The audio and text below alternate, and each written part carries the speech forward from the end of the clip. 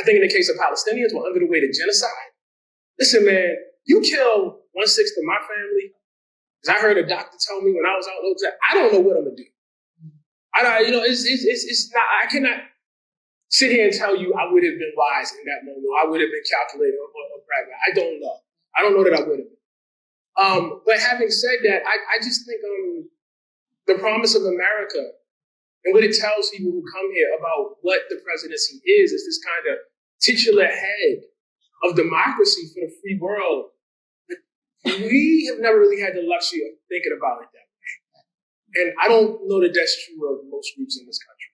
Well, and I'm not sure that most people even know what democracy means. You're saying you're defending democracy. I think what a lot of people heard was you're defending the system. Yeah. And the system is broken for me. Yeah. So if you are, I don't care how much joy you're bringing or how many celebrities you're showing me or how fabulous and full your crowd, your stadium rallies are and how much that looks like an appealing vision for America, but you're just still defending the system. You're just a sort of a kinder, gentler version of defending the system. So there were a lot of people who were just anti-system voters.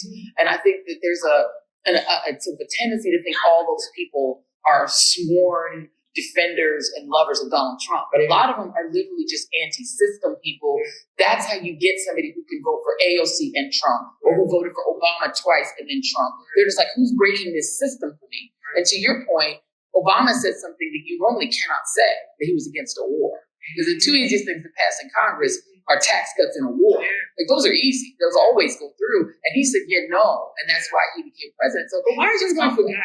Who remembers that? Like, that was the thing. That's how he won. Yeah, that's how he won. If he didn't say that, then he's the same as everybody else on that stage at the Democratic debate. It's like, you just completely forgot. It's wild. It is wild, but I think to that very point, and we talked about the Palestinians, and there's a lot of told you so on social media toward pro-Palestine folks. And I was speaking with some of them today, just asking how you doing, where your head's at. And there's a lot of defensiveness about the decision to oppose Kamala Harris. I think that, and I get that because, as you said, people's literal families are dead. And then you're seeing a lot of people on television sort of appealing to President Biden to use his remaining time to do something different, which seems highly unlikely. He's a Zionist. He said it. He's a Zionist. And so this brings me to page 178, because what I love about this book is that you take two narratives. There's three, because there's a third narrative that's about us and our connection to Africa. But you say these are three narratives that are actually interlocked, not just in the book, but in real life. Because the way that the white world writ large has viewed us is the way that Americans writ large have been trained to view Palestinians, to view them as little more than sort of animals. And so that, whether you're a Christian, even if you're a Black Christian, you're sort of trained up to say the Israelis are always the good guy. Even when they're doing bad things, they must have a reason. So let me read this piece here, because it brings up our friend D.W. Griffith again. It says, in 1958, Leon Uris published his best-selling novel, Exodus, which was later adapted into a movie starring Paul Newman. Uris hated any depiction of weak Jews and believed that many Israelis felt the same due to their strong feelings about Jews who will not fight back. And the people they were to fight back against was clear. This is Israel, wrote Uris in a 1956 letter to his father. The fighter who spits in the eye of the Arab hordes and dares him. Thus, the Jewish people could restore the honor lost to the Nazis by warring against Arabs in the breach. But better than substitute Nazis, the Palestinians gave Israel savage Nazis, third world barbarians, embodying the depraved native in the colonial mind, the Aztec, the Indian, the Zulu, the Arab.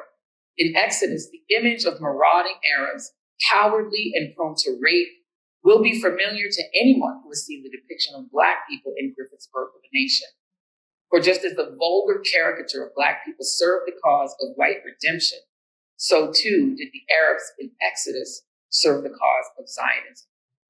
Talk a little bit about that Venn diagram. Yeah. I want to reply to this social media thing. Yeah. I don't know how big this is. Like, it's always tough for me to see, like when somebody tells me something, although I've heard this before, so that's why I'm not interested. But I hear something that's happening on social media. Is it 5 people that are just getting a lot of engagement? Or is it 50? I don't know. But I do know the real part, maybe, is that some of us feel like they should have been with us. Because what Donald Trump is going to do is he's definitely going to be worse for all of us. And I just think we should show some grace. Again, my preferred candidate here was clear, but we have to remember our positionality in this. We are not just Black people. We're Americans. And what that means is, since 1967, our tax dollars have defended an occupation and an imposition of apartheid, separate but equal. Separate but unequal, in fact. Separate roads, unequal roads. Separate justice systems, unequal justice systems. Separate water systems, unequal water systems. We have paid for this, and we've effectively defended it.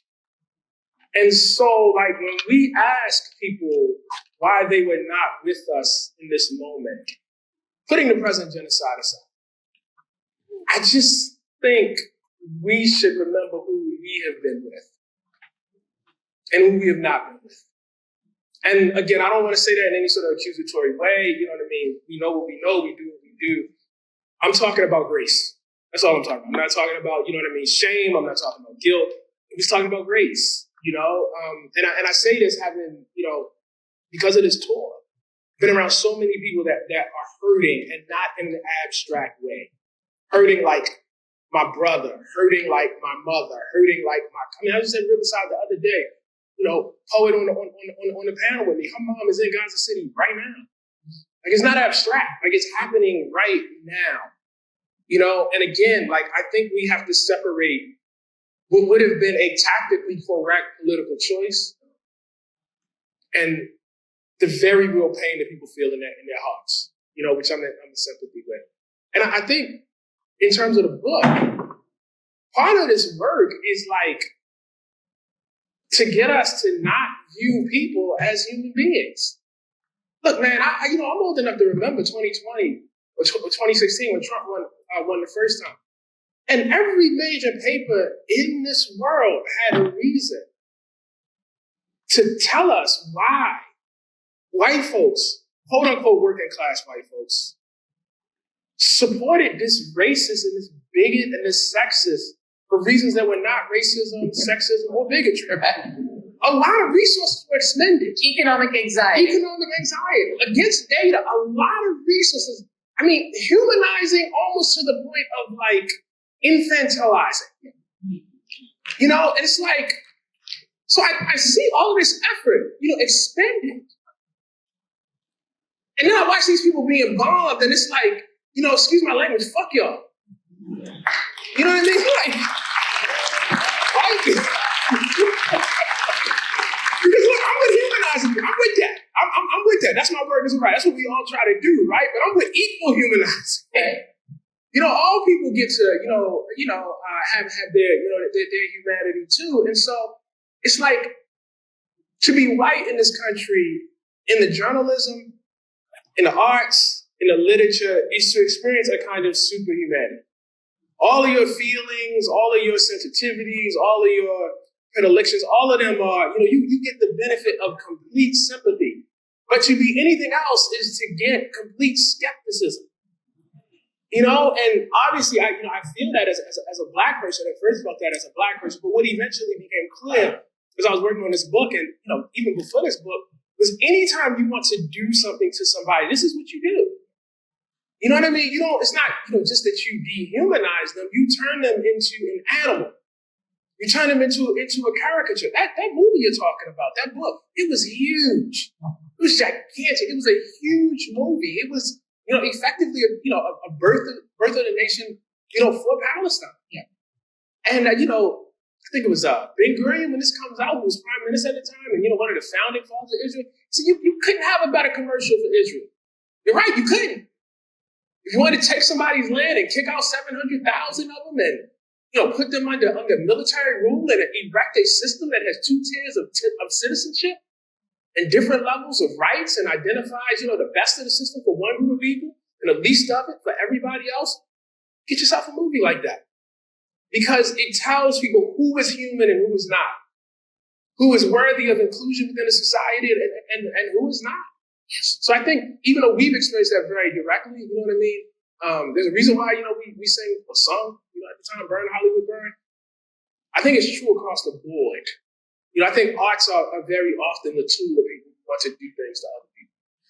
Yeah, and I mean, and as somebody who's, my parents, my father was from the Congo, and my mother was from Guyana, and so they were the immigrants who came here on purpose, and they got the rude awakening. My mother got the rude awakening, like, oh, it's racist here. that's weird. For some reason, she went, tell me, why don't you sure? Yeah, she's like, tell me this is the land of opportunity, but not for me. It's weird. But I am familiar with, because we grew up in a home where South Africa was a big topic of conversation. That's where my father worked. Even though he was a Black African, he could work in South Africa because he wasn't there Black. But this how did that work? What is that? It was a weird thing where, because he was Congolese, he could actually work in South Africa because he worked in the mining industry, of course. He was a geologist. And he was allowed to work, and he could move more freely than South African Blacks because he wasn't a Zulu. And the Kikuyu, the Zulus, the native, the indigenous South Africans are the ones who took the biggest brunt of hatred and dehumanization. And they were marginalized, exactly. And the fact that you included them and the American, what they call the American Indian, the indigenous, remember the stories about them when we were growing up is they were scalping people, and we didn't understand they were the ones getting scalped. Actually. Right. And so the idea that we allow children to play a game where we pretend to be the cowboy and that's the good guy, and that the savage is the indigenous person.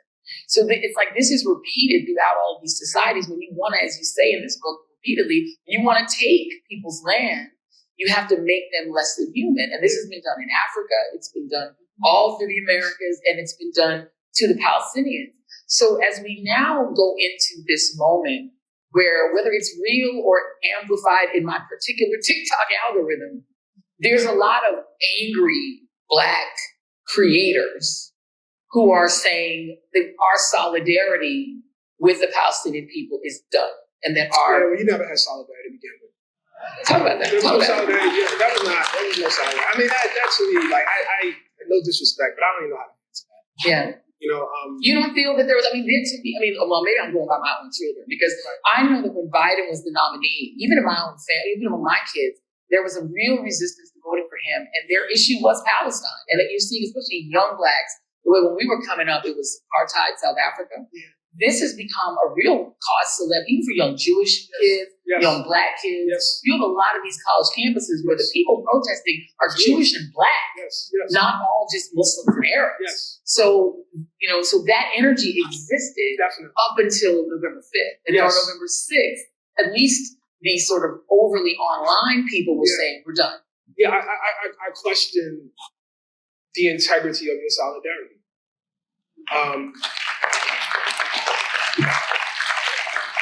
If I went over, I gotta be absolutely clear about this.